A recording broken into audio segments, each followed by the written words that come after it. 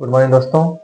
आइए आज हम प्रोनाउन चेंजिंग से संबंधित नियम के आधार पर कुछ वाक्यों को डायरेक्ट से इनडायरेक्ट स्पीच बनाना सीखेंगे। क्योंकि यह थोड़ा सा नियम नया है तो आपको कभी कभी दिक्कत होती है और एग्जाम्पल से स्पष्ट हो जाएगा कि किसको किस वजह से परिवर्तन किया गया और किसका क्या नियम है। तो लिखते हैं हम पहला example. Rohan said to me, I am hungry। देखिए यह आपका वाक्य है। Rohan said to me, I am hungry। Rohan ने मुझसे कहा मैं भूखा हूं। तो सबसे पहले आप रिपोर्टिंग वर्ब के टेंस को देखेंगे। यह पास्ट टेंस में है। यहां से आप डिसाइड करेंगे रिपोर्टेड स्पीच का टेंस बदलेगा या नहीं। तो यहां बदलेगा। अब आप रिपोर्टिंग वर्ब को बदलिए। यह हो जाएगा रोहन। ऑब्जेक्ट है तो सेड हो जाएगा टोल्ड। टू को हटा देते हैं मी और इन्वर्टेड कॉमा हटा के कंजंक्शन दैट। अब आपको देखना है यह आई प्रोनाउन है, ठीक है, किसके लिए प्रयोग किया गया है। तो अब अर्थ निकालिए। रोहन ने मुझसे कहा मैं भूखा हूं। भूखा कौन है? रोहन। यानी यह जो आई है किसके लिए है? रोहन के लिए, ठीक है। तो रोहन मैस्कुलिन जेंडर में सिंगुलर सब्जेक्ट है। यानी यदि रोहन का हम प्रोनाउन निकालें तो क्या होगा? ही। किसी पुरुष या लड़के का नाम रहेगा सिंगुलर में तो वह उसका प्रोनाउन ही बनेगा। किसी महिला या लड़की का सिंगुलर में नाम रहेगा तो वह होगा सी। तो अब रोहन का हम प्रोनाउन लिखेंगे, ठीक है। तो रोहन का प्रोनाउन ही। अब टेंस पर आइए। मैं भूखा हूं प्रेजेंट टेंस है, जाएगा पास्ट टेंस में। तो अब ही के साथ वाज और adjective hungry. Rohan told me that he was hungry. Rohan ने मुझे बताया कि वह भूखा था। वह अर्थात रोहन।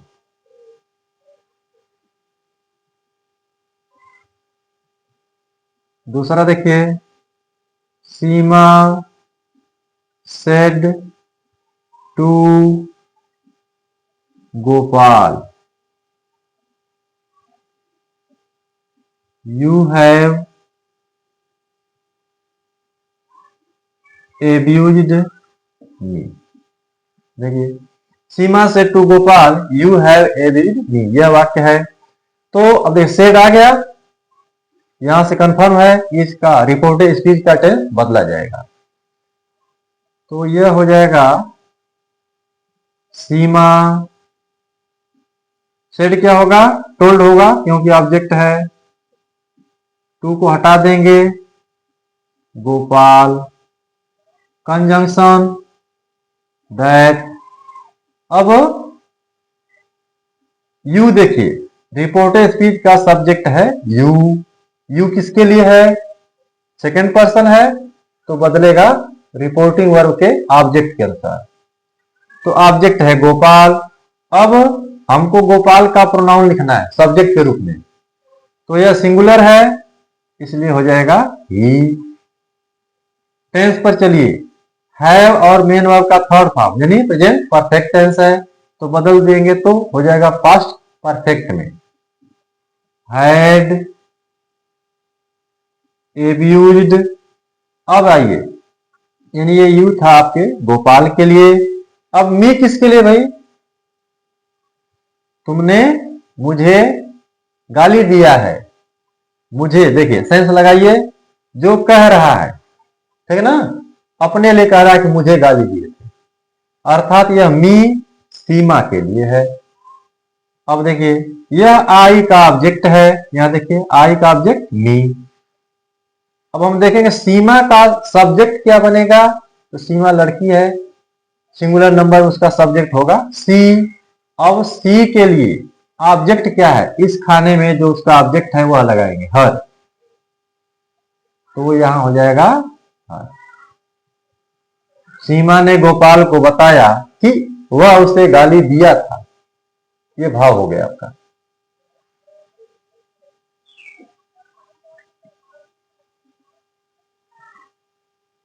और देखिए, I said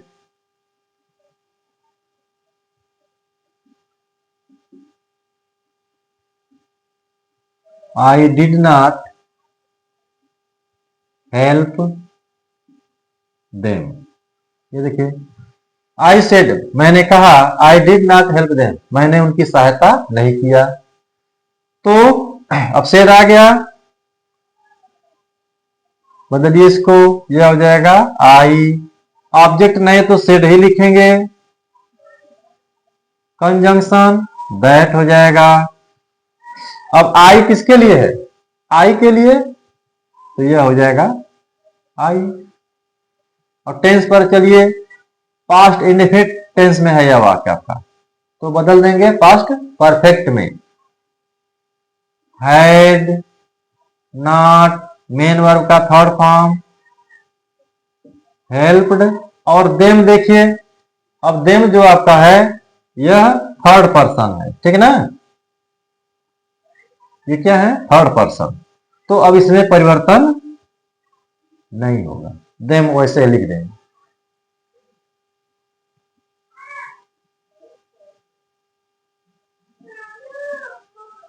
Gita said to Nakul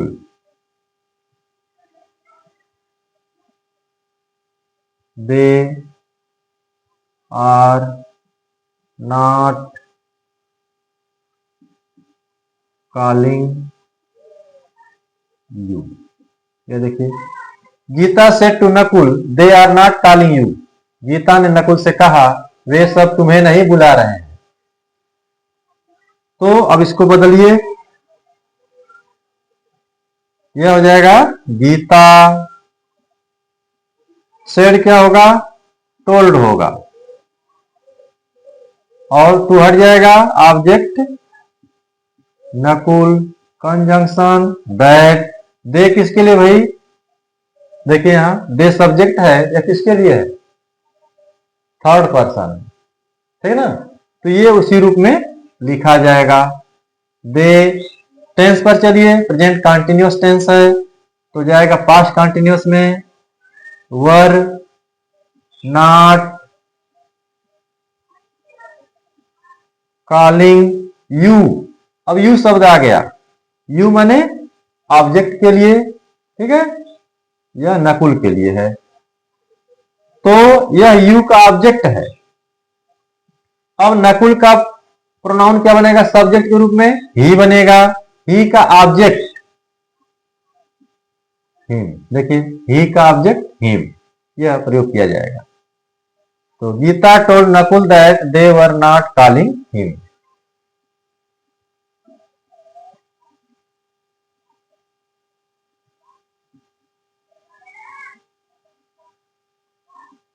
और एक देख लेते हैं, she said to my father